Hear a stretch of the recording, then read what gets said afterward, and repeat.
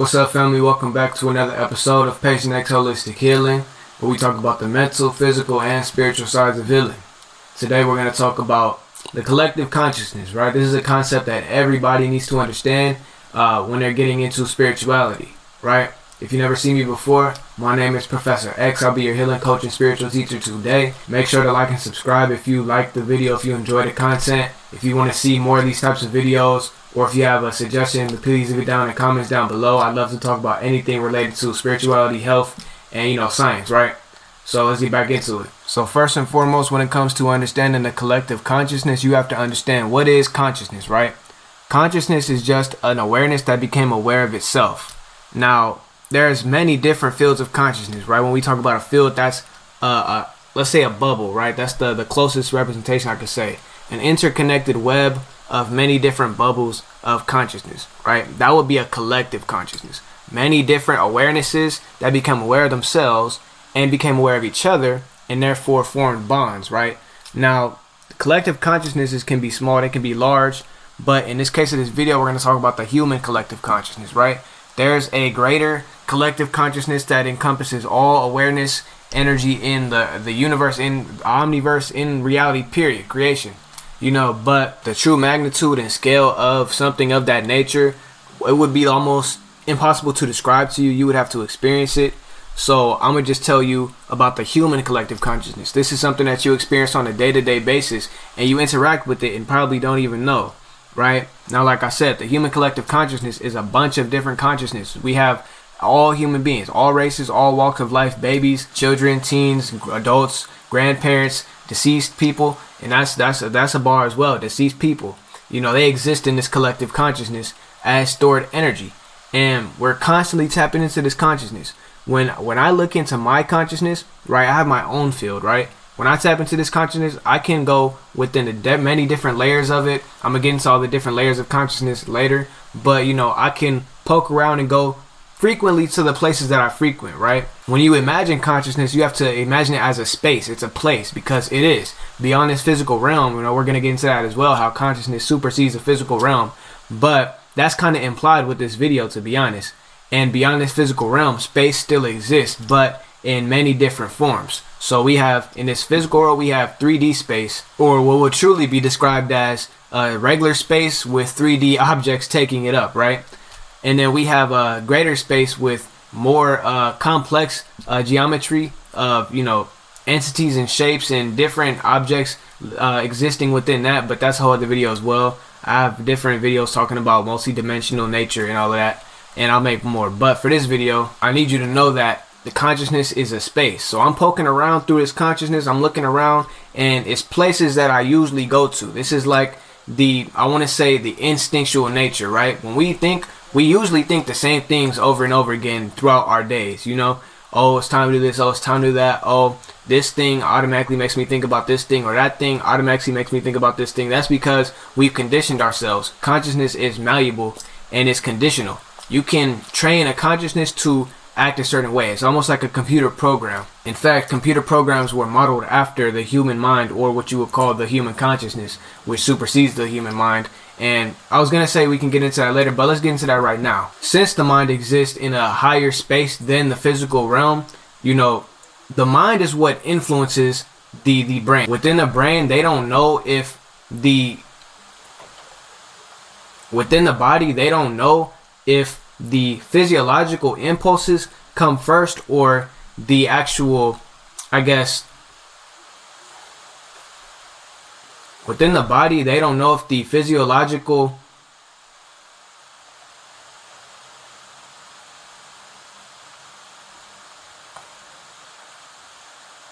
within the body, they don't know if the mind is receiving information from afar, or if the brain is coming up with this information and then turning it into an electrical signal, right? We have that realm kind of down. We know about electrical signals and how the neural system works. The brain sends messages throughout the body, and all of your different nerves and neurons, they send messages to everything else in your body as well. But it's like, what caused that impulse? Was it the brain that caused that, or was it a foreign outside entity that is projecting itself onto the brain? Now this is where I come in. This is where metaphysics come in. We've long believed for thousands of years that, you know, the brain is just a receiver. All the brain does is receive knowledge and information from, you know, consciousness, and then the brain turns it into an impulse that acts on the body, right? Now, how does this relate to the collective consciousness? When it comes to the collective consciousness of humans, there is a greater field of information that encompasses everything we have ever thought, everything we will ever think, you know, all the information that makes us up, right? It exists out there in a field. I want to say a quantum field, but that's probably not what it is. That's like a whole different realm of science. The quantum field contains like its own information, and we influence the quantum field. But I would say the mental plane exists higher than the quantum field. But that's speculation. I'm still studying these things as well. So, you know, when I learn more about these things, I will bring it to you. But what I do know for a fact is that the consciousness that we experience within the physical realm, it completely supersedes the physical realm. Like, I could take my consciousness and go to the astral plane, the etheric plane. I could take my consciousness and go to the mental plane, the Buddhic plane. I could go far beyond this physical world with the same consciousness. So that lets me know that my consciousness is tapped into some sort of supreme intelligence that supersedes the physical universe as a whole. I say this to say that the collective consciousness of humans, and even collective consciousness beyond that, can influence our actions, right? So something somebody else thinks can influence me without them actually telling me. You know, we experience this a lot, especially with our family. You may notice that, you know, when you're doing something in particular, your mother might get a certain impulse or a certain sense. You know, that's because we're tapped into the collective consciousness, especially within our family. And this bigger collective consciousness breaks down into smaller segments, right? It's like you have a city, you have a country, you have a state, you have, you know, your immediate neighborhood. Like, there's collective consciousness inside of collective consciousness, inside of collective consciousness. And your own individual consciousness is also a collection of many different smaller awarenesses that we call spirits, but that's a whole other video. You might notice that one person gets an idea, and then maybe they don't act on it, maybe they don't put it out, and then another person gets the same exact idea down to the T, and they put it out. A great example of this is Prince and Michael Jackson. Michael Jackson on record said, like, oh, when I get an idea, I gotta act on it because I don't want Prince to do it first. And that's some real shit. Prince and Michael Jackson had their own collective consciousness and consciousness link of their own. They were the top of their fields at one point, and they were going at it. They have a sort of psychic link where if one of them gets an idea, the other one can get an idea as well. This is also similar to the concept of the 100 monkey effect. Now, even though the 100 monkey effect isn't like scientifically proven, this is a spiritual concept that we recognize, so I'm still going to say it. 100 monkey effect is basically when they observed one monkey washing their food, and then another monkey saw them washing their food, so that monkey started doing it too. And then before, like, everybody knew, the whole island of monkeys were washing their food. And it started with one monkey, right? Oh, I forgot to mention, this is the most important part. Most of the monkeys that started washing their food didn't actually see the first monkey. They just started doing it spontaneously. And that's the collective consciousness. That's the concept that I want to convey to you. Now, why am I bringing up the collective consciousness? I talk about this on the channel a lot, but I don't really go in detail. It's a very important concept, especially right now in human history. You know, humans are starting to awaken. We're becoming more aware, like super aware. It's like so aware that people are blind. They don't even know how aware they really are, how aware humanity has become in the last 100 years alone. But, you know, I'm gonna put it into perspective for you. Everything that happens metaphysically or spiritually can and will happen in the physical world. Like, it'll literally fall down in frequency. It'll manifest into this physical world by condensing into physical form. So when we talk about, you know, humanity becoming aware, this is an energetic and spiritual thing first, but it manifests into the physical world. Like I said, the physical manifestation of humanity's awareness is literally the internet. That's the collective consciousness solidified into physical form. We have fiber optic cables running all throughout the world, all across the ocean, throughout the air. It's literally the cloud. You feel me? We have satellites, all of that stuff.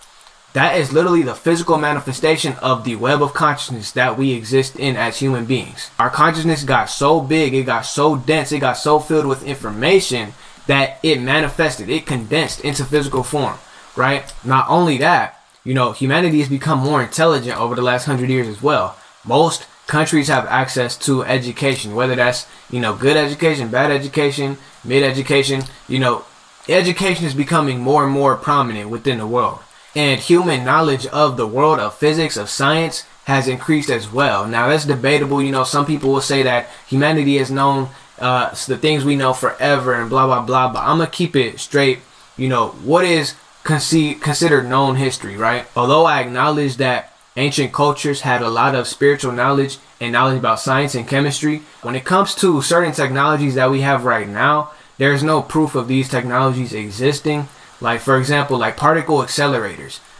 There's no proof of there being particle accelerators in the past. Now, maybe they didn't need particle accelerators. Maybe their technology was so advanced they had some shit better than that. I don't know. I can't tell you. But what I do know is that we have these technologies now, and for a long time we didn't have them. So the fact that humanity is becoming so aware is really important, because we're at like a kind of a pivoting point or pivotal point in our history, right? I'm saying history because I'm looking at the grand scheme, but right now this is our present. Humanity has like some hard decisions to make in the coming years. We've done a lot of things within the last 100 years that have advanced us, but we've also done a lot of things that have hurt us.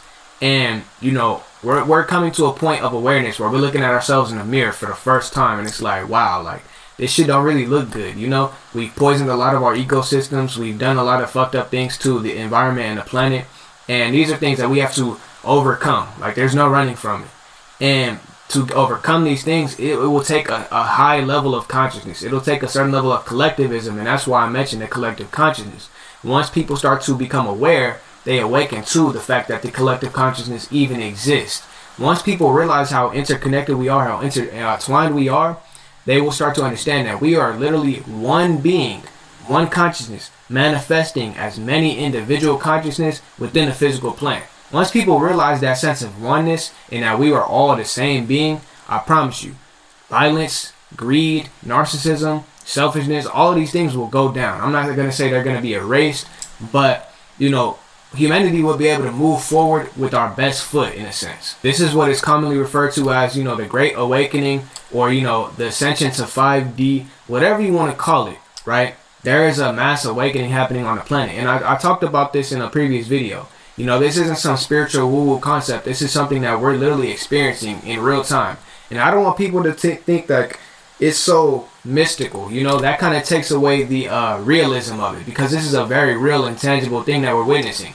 Imagine what we're going through right now to the awakening in the 14 and 1500s, right? They had a certain culture and renaissance of information. They called it the Great Awakening, and knowledge of science, history, all facets of human experience revolutionized, right?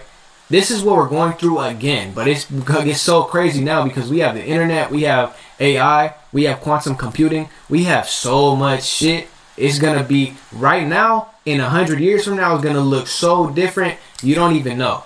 It's going to be so crazy. And I'm glad that we live in this time. It's a great time to be alive. But like I said, it's a responsibility that comes with that. I talk about responsibility on this channel a lot. Waking up to the collective consciousness of humans means that we are not only witnessing and becoming aware, but we're taking action. We're trying to, like I said, put our best foot forward and, I guess, preserve our species and the planet. That's a big part of becoming aware of the collective consciousness, is realizing that we don't only exist within the collective consciousness of humans. Like I said, we exist within the collective consciousness of the biosphere as a whole. That consists of all animals, all non-biotic factors, and plants, and all type of species on the planet. Not only are we within that, we're in the collective consciousness of Earth as a whole. I'm talking the actual very core mantle of the planet, and the spiritual manifestation of the planet as well, because this planet has intelligence. We're tapped into that consciousness as well, and that's also influencing our decisions and our awakening at this time. And it goes even further. Not only are we connected to that, but we're connected to the entire sphere of consciousness that is reality, the whole thing. So it's like, once we recognize our power and our connectivity to each other and reality and God, that's when we're going to start being able to do really amazing things as human beings. That's why I stress the collective consciousness so much. We have to really become a collective. We have to start moving in unison. When it comes to an advanced society, what I envision as an advanced society, everybody's on game. I'm talking every man, woman, and child from birth is born with the program embedded in them. Okay, this is what we are as a race. This is what we need to do, and this is how we do it. And that's not far-fetched at all. They're trying to do it right now with technology, putting a little neural link inside people, and like, we don't need that. We already have that cognitively and spiritually and mentally. You feel me? All of this shit already exists as non-physical energetic systems, and they're manifesting into the physical world. But it's like we can lean more on the spiritual so that we don't have to undergo certain pain that comes with physical manifestation, because, you know, having a collective consciousness spiritually and having a collective consciousness physically through, you know, AI and brain chips and all of that shit, like that's two different things. But that's pretty much it for today's video. I'm probably gonna make a part 2 to this video. My camera is dead ass about to die in like 1 minute. So, you know, if you like this video, please like and subscribe. Like I said, my name is Professor X, and I want to thank you for watching. If you have anything to add to the conversation, please leave it down below. Let me know if you've experienced a collective consciousness before and how you relate to the information. With that being said, I'm going to catch y'all later. Peace.